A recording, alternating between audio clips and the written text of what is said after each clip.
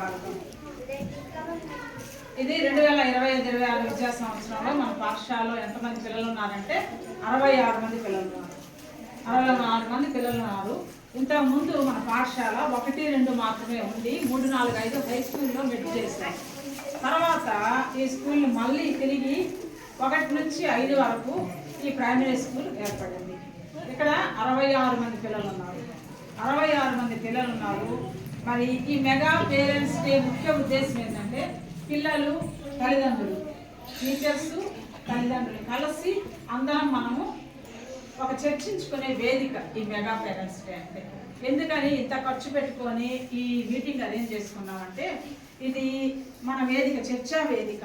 తల్లిదండ్రులు పిల్లలకు అవినాభావ సంబంధం ఉండాలని గవర్నమెంట్ ఈ విధంగా మెగా పేరెంట్స్ డే అని పెట్టింది. మీరందరూ ఇప్పుడు ఇచ్చారు కదా, పిల్లలందరినీ చక్కగా బడికి పంపిస్తున్నారు.